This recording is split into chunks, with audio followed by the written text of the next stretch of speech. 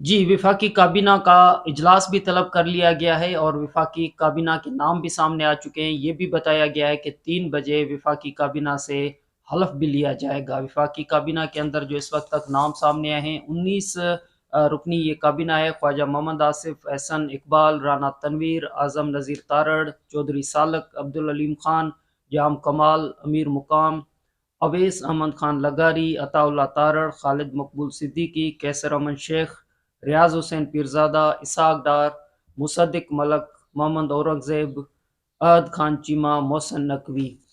इस हवाले से सरफराज राजा साहब सीनियर जर्नलिस्ट हमारे साथ मौजूद हैं, तो इनसे बात करते हैं। राजा साहब, ये नाम सामने आ गए। कल से तो वैसे ये था कि वफाकी काबीना नहीं बन रही, वफाकी काबीना के नाम नहीं आ रहे और जो नाम आ रहे थे उसमें तो राना सनाउल्लाह साहब और बाकी भी इस तरह की सूरत-हाल थी। तो कैसे देखते हैं ये जो नाम आए हैं? देखें, एक बात तो ये है कि तकरीबन मेरे ख़्याल में 1 हफ़्ता हो गया है ओथ लिए हुए शहबाज़ शरीफ़ को। और अमूमन जो है ना, वो होता ये है कि उनकी नॉमिनेशन तो पहले हो चुकी थी। तो जैसे ही नॉमिनेशन होती है, तो उसके बाद से वर्किंग शुरू हो जाती है, कैबिनेट मेंबर्स कौन होंगे, किसको क्या पोर्टफोलियो दिया जाएगा इस पे। क्योंकि जो हमने देखा था, जो 2013 में नून लीग की गवर्नमेंट आई थी, तो जैसे ही इंतखाबी नताइज सामने आए थे, तो उन्होंने अपने एक फ्रेम अख्तियार कर लिया था, कैबिनेट मेंबर्स कौन होंगे। इस बार चूँकि एक तो पीपल्स पार्टी नहीं आ रही, उससे उनको एक ये हो गया कि काफ़ी स्पेस मिल गई, बहुत से लोग शामिल कर रहे थे पीपल्स पार्टी के, वो नहीं हो रहे। तो फैसला करने में आसानी होनी चाहिए थी। लेकिन जो ये वक़्त लगा है 1 हफ़्ते का, इससे लगता है कुछ ना कुछ, कहीं न कहीं कुछ फँसा हुआ था। और अब जो चीज़ें सामने आ रही हैं, उससे तो ये बात मतलब साबित हो रही है कि वाक़ई कुछ फँसा हुआ था। क्योंकि आपको मालूम है कि कुछ अहम लोग हैं, राना सनाउल्लाह जो कि हार गए इलेक्शन, और उनको बड़ा हाईली रेट किया गया था नून लीग की जानिब से, पीडीएम की जानिब से, जब वो पिछली गवर्नमेंट में वज़ीर दाखिला थे। और मरीम नवाज़ ने जलसों में भी कहा था कि हकीम राना सनाउल्लाह और वज़ीर दाखिला वगैरह-वगैरह।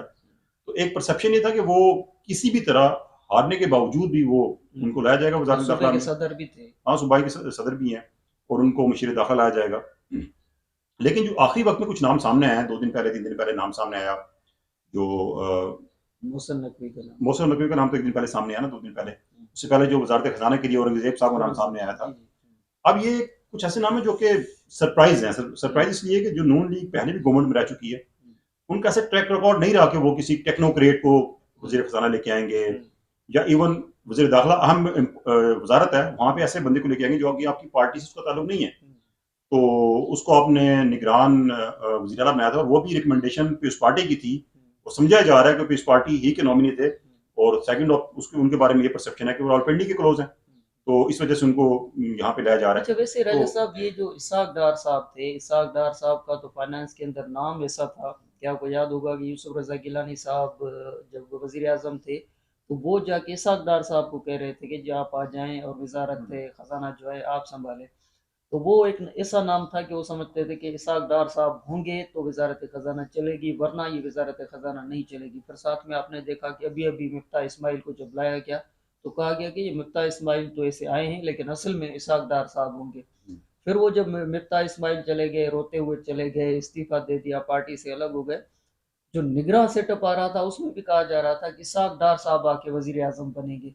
तो फिर क्या हुआ कि इसहाक डार साहब जो है वो बिल्कुल अब इसको कोने में समझे, या इससे बड़ी वज़ारत ख़ारिजा भी तो बड़ी चीज़ है ना, उसका नहीं, नाम आ रहा है हाँ, इसके। नहीं, वज़ारत ख़ारिजा मेरे अपने ख़्याल में उनको इसलिए दी गई कि बड़ा नाम है, और ओब्लाइज हो जाएँगे वो। एक उनकी ये नहीं होगा कि उनको हटा दिया गया, साइडन कर दिया, क्योंकि इस वक़्त भी जो इम्पोर्टेंट मुज़ाकरात होते हैं नून लीग की तरफ से, उसमें शामिल होते हैं इसहाक डार।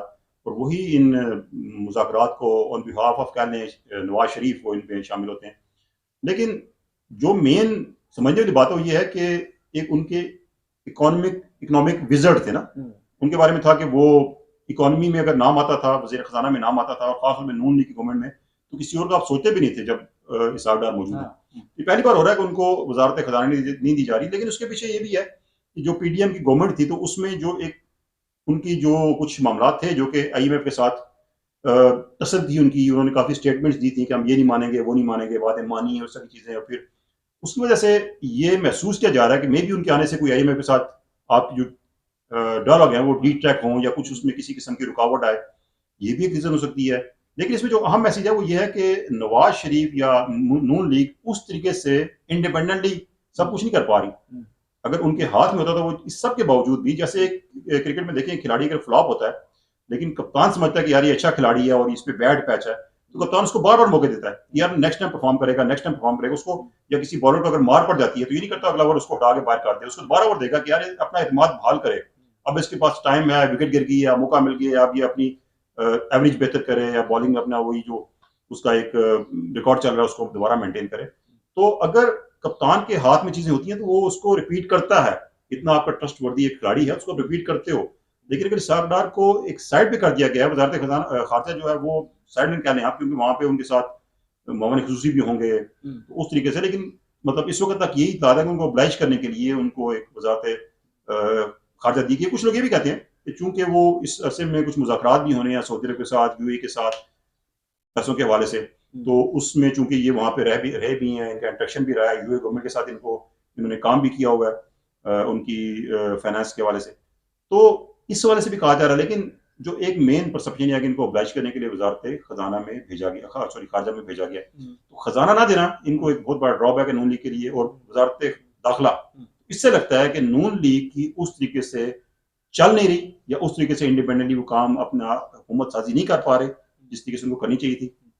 लेकिन राजा साहब अभी तो पोर्टफोलियो का ऐलान होना है, लेकिन बावजूद इसके कि पोर्टफोलियो का ऐलान होना है, पहले से ही हमें पता है कि कौन क्या होगा। ये इसहाक डार साहब को वजीर खारजा जिस तरह हम समझ रहे हैं, इसी तरह जो आपने कप्तान की कारकर्दगी का सवाल उठाया, तो ये मोहसिन नकवी साहब जो थे वो तो निगरान वजीर आला थे, तो कारकर्दगी अगर बेहतर थी तो शहबाज शरीफ साहब उनको अपनी काबीना के अंदर ले आए, तो ये भी बड़ी न्यूज़ बन रही है कि वो निगरान जो भी निगरान थे उन सबको पहले वो पीसीबी के चेयरमैन हुए और बाद में अभी वो इंटीरियर मिनिस्टर का नाम उनका आ रहा है। देखें ये मतलब आप रहे हैं सूबे के वज़ीर आला पंजाब के, जो कि 63% पाकिस्तान है, और उसके बाद पीसीबी की बड़ी एक लग्जूरियस किस्म की ना, एक बड़ी अट्रैक्टिव किस्म की एक पोस्ट है। मतलब आपको मालूम है कि वहां पे कितना झगड़ा रहा है नजम सेठी और जगा अशरफ के दरमियान में, कोर्ट की चीजें चलती रही हैं, तो वो ओहदा इनको इतनी आसानी से मिल गया।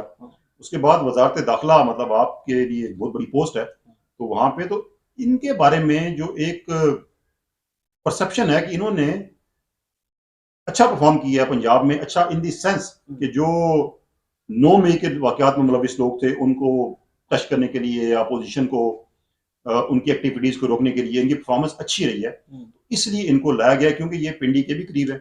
तो एक वजह ये बताई जा रही है और बज़ाहिर वजह लगती भी है, क्योंकि अगर देखा जाए तो सियासी बैकग्राउंड नहीं है इनका, और शायद पहली बार हमने देखा है कि टेक्नोक्रेट किस्म का बंदा वजारत दाखिला में आ रहा है। खजाना में तो आते रहते हैं लेकिन दाखिला में टेक्नोक्रेट्स अमूमन नहीं होते, तो कोई पॉलिटिकल बंदा होता है, क्योंकि मामला पॉलिटिकली भी हैंडल किए जाते हैं। जब आए थे तो आसिफ जरदारी साहब के हवाले से ये था कि शायद आसिफ जरदारी साहब ने नाम दिया है, वो उनको अपना मतलब वो बेटा कह के मुखातिब होते थे मोहसिन नकवी साहब को।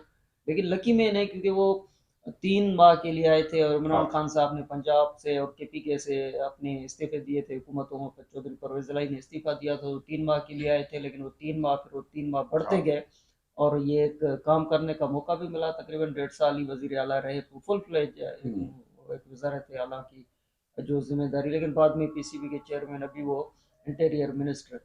तो चले ये तो मोहसिन नकवी साहब का है, लेकिन बाद में जो बाकी नाम हम देख रहे हैं, चलो ख्वाजा मोहम्मद आसिफ साहब तो मुस्लिम नवाज हैं, वो डिफेंस मिनिस्टर है, प्लानिंग के वो पहले भी थे, कानून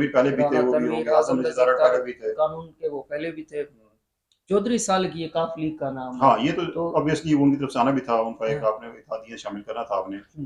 जाम कमाल पहले भी रह चुके हैं पेट्रोलियम की बस मिनिस्ट्री, और जाम कमाल बलूचिस्तान के वजीर आला भी रह चुके हैं। अमीर मकाम पहले भी मतलब वो नहीं आ सके इधर पार्लियामेंट में, लेकिन ये है कि उनको लास्ट ऑफ गवर्नमेंट थी 2013 वाली, उसमें ये एडवाइजर थे इसके कम्युनिकेशन के। अब्दुल अलीम खान जो हाँ वो पहली बार आए नेशनल असेंबली में, तो उनको भी इत्तेहादी हैं। और ये भी देखना होगा कि उनको वजारत कौन सी मिल रही है। आप रिप्लेस करेंगे मरियम औरंगजेब को, क्योंकि वो सूबे में चली गई, ऑब्वियसली ये इनके पास एक चॉइस है इंफॉर्मेशन के लिए। खालिद मकबूल सिद्दीकी ये पहले भी रह चुके वैसे हैं। ये एमकेएम का ये था कि शायद उनको वो उनकी डिमांड थी कि 3 वजारतें, उनके जो नाम आ रहे थे वो आ रहा था फैसल सब्जवारी का नाम आ रहा था, उसका नाम आ रहा था अपना, और का नाम आ रहा था ओवरसीज पाकिस्तानीज के लिए, और जो उनके वो पीएसपी के जो हैं मुस्तफा कमाल जब एमक्यू में, उनका नाम आ रहा था। 3 लोगों में नाम आ रहे थे, लेकिन खालिद मकबूल सिद्दीकी का नाम नहीं था इस तरीके से कि वजीर बनेंगे। बहरहाल इनका नाम आ गया, मे भी अगले मरहले में शायद उनको वजारतें मिल जाए, क्योंकि कम से कम एक वजारत और एटलीस्ट एमक्यूएम को मिलेगी। जो 22 उनकी जो सीटें हैं उसके। अच्छा इसमें ये कि पहले जब शहबाज शरीफ साहब वज़ीर-ए-आज़म बने थे या इससे पहले भी हम हमेशा 18वीं तरमीम के बाद कहते थे कि जी 18 से ज़्यादा वज़ारतें नहीं होनी चाहिए। तो ये जो 19 वज़ारतें हैं, तो आपके ख़्याल में ये इसमें इज़ाफ़ा होगा आगे चल के, या वो वही कहेंगे कि नहीं जी काबीना छोटी होनी चाहिए? नहीं, मेरे ख्याल में इजाफा तो होगा, लेकिन शायद इतनी बड़ी काबीना ना हो जितनी होती है हमारी। जो हमारा कानून में तरमीम की थी उसमें तो 11% दिया गया था ना, जो पार्लियामेंट की नुमाइंदगी उसमें 11%। अब 11% देखें तो वो तकरीबन 40 प्लस ही बनती हैं। तो मेरे ख्याल में इसमें इजाफा लाजमी होगा, इसमें इजाफा होगा, कुछ लोगों को मजीद लाया जाएगा। और लेकिन ओवरऑल कोशिश की जाएगी, क्योंकि इस बार इन्होंने थोड़ा सा चीज़ों को अब चलाना है लंबा, 5 साल के लिए अगर आपने चलाना है और उसमें आपने चीज़ें ठीक भी करनी है, तो मेरे ख्याल में कभी ना। और फिर ये बात है कि जो इस पार्टी शामिल नहीं हो रही, तो एक बहुत बड़ा चंग आपके पास बच गया ना, उनको शामिल करते आप तो कम से कम 5 वजारतें 6 वजारतें देनी पड़ती उनको।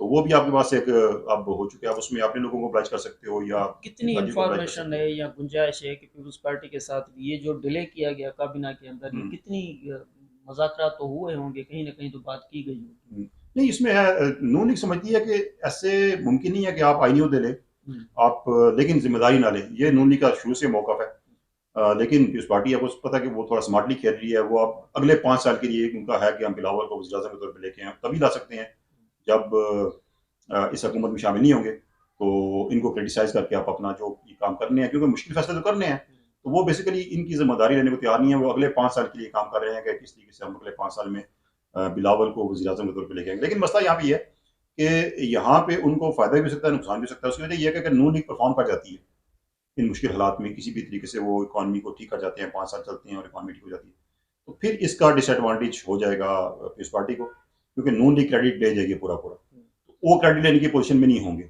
अगर तो हुकूमत में शामिल होते हैं, तो हुकूमत परफ़ॉर्म करती है, तो फिर तो क्रेडिट ले सकते हैं। तो अब वो डिसक्रेडिट जो है वो उसको डिसऑन करने की उनकी एक प्लानिंग है कि उसको करें कि अगर डिसक्रेडिट होती है गवर्नमेंट, तो हम उससे बचें। ये मेरे ख्याल में अगर उसको स्मार्ट पे कुछ लोग कहते हैं, लेकिन चैलेंज को एक्सेप्ट करना, ज़िम्मेदारी लेना लेनी चाहिए। अब पॉलिटिकल पार्टीज़ हैं, आपको इसकी सोचने के बजाय कि हम अगले 5 साल में हमारी पोज़ीशन ये होगी, वो होगी। आप चैलेंज लें और चैलेंज को एक्सेप्ट करें, उसके बाद फिर आएँ, परफ़ॉर्म करें। और फिर जैसे बिलावल भुट्टो ने वज़ीर ख़ारजा के तौर पे अच्छा परफ़ॉर्म किया था। लोग उनकी अभी तारीफ़ करते हैं, उनको उनमें मैच्योरिटी आई थी, उन्होंने सीखा था।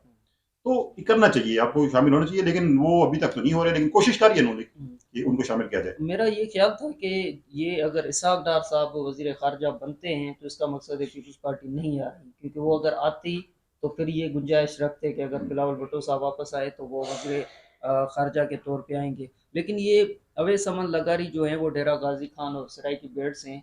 ये भी एक सूरत हाल है कि यूसुफ रज़ा गिलानी साहब जो है वो यहाँ से कौमी असम्बली से जा रहे हैं, और सेनेट का जो इलेक्शन हो रहा है उसमें तो अभी नाम भी आ गया है। 14 तारीख को सेनेट की इलेक्शन है इस्लामाबाद की खास तौर पे, और 6 सीटें खाली की गई हैं, जिसमें यूसुफ रज़ा गिलानी साहब का भी नाम है, निसार खोड़ो साहब का नाम है। तो वो खाली जो 6 सीटें हैं जहाँ मेहताब साहब का नाम है, तो उन पे फिर 14 तारीख को इलेक्शन है, तो वो तो चले जाएंगे सेनेट के अंदर। फिर सेनेट के चेयरमैन के तौर पे यूसुफ रज़ा गिलानी साहब, तो वो चेयरमैन भी पीपल्स पार्टी का होने जा रहा है।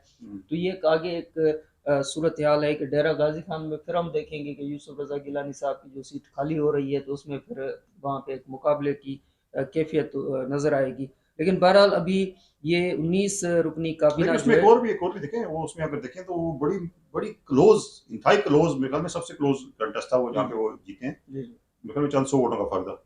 तो तहरीक इंसाफ तो बड़ी, मतलब उस पर श्योर है कि अगर वो सीट छोड़ते हैं तो हम जीत जाएंगे। अब देखें, क्योंकि अब तो गवर्नमेंट नून लीग की होती है और गवर्नमेंट तो इन्फ्लुएंस करती है हर सूरत में बाई इलेक्शन को। तो अच्छा इस पे मेरी गिलानी ख़ानदान के जो फ़र्द थे उनसे बात हुई थी। तो मैं अली गिलानी साहब का ज़िक्र कर लूँ, मैं जो बिलावल साहब के साथ होते हैं उन सब का, तो पहले तो वो 4 मेंबरान जो हैं वो पहले इलेक्शन में आ चुके हैं। यूसुफ रज़ा गिलानी साहब भी आ गए, हाँ, फिर अली गिलानी साहब भी आ गए, फिर आपको याद है या पता है कि पार्लियामानी लीडर जो इस वक्त पंजाब के अंदर हैं, वो भी गिलानी ख़ानदान हाँ, वो साहब भी के होंगे। हैं। तो उनका ये था कि अभी जो ज़ाहिर है टिकट उनको ही मिलेगी जो बिलावल भुट्टो साहब के साथ होते हैं, तो टिकट बोलेंगे तो आसानी से इसलिए जीतेंगे कि पहले जो था, पहले तो जितने भी बंदे थे वो सब अपने अपने इलेक्शन को संभाल रहे थे, तो टाइम नहीं था। लेकिन अब सारे के सारे एक सीट को संभालेंगे तो हमारे लिए ईजी होगा। और दूसरी तरफ भी मेरी बात हुई थी, जैन कुरैशी साहब और बाकी जो थे, वो तो कह रहे थे कि हम इंतजार में हैं कि ये इस्तीफा हाँ, दे, और नहीं, वो तो इसी इंतजार में कि हाँ वो सीटें, और फिर यह है कि अब तो उसका उनका पीटीआई का साइन भी रिस्टोर हो जाएगा। हाँ वो अपने साइंस से लड़ेंगे और अपने साइंस से बल्ले के निशान से लड़ेंगे। बहरहाल ये मेरा नहीं ख्याल कि ये इलेक्शन ईजी है और पीपल्स पार्टी इतना इजीली इसको जीत जाएगी। बहरहाल इलेक्शन होगा, क्योंकि पहले भी टफ हुआ है। जब गिलानी साहब खुद थे, एक बड़ी शख्सियत है, तो उसको एक उनका अपना वोट होता है, लेकिन अब कोई भी आएगा तो इलेक्शन टफ होगा। इसके बावजूद भी कि वहाँ पे नून की गवर्नमेंट है, पीपल्स पार्टी पावर में है, उसके बावजूद भी इलेक्शन मुश्किल होगा। तो बहरहाल अभी ये 19 रुकनी काबीना जो है वो इस वक्त 3 बजे अपना हलफ लेगी और उसके बाद उनके पोर्टफोलियो का ऐलान भी होगा, जो कि सबको पता है कि कौन क्या हो रहा है। और इसके बाद जो है वफाकी काबीना का इजलास भी 4 बजे या 5 बजे वफाकी काबीना का इजलास भी तलब किया गया है। तो ये वफाकी काबीना जो है इसमें ज़्यादातर इम्कान यही है कि ये 19 नहीं होगी, 19 से आगे बढ़ेगी।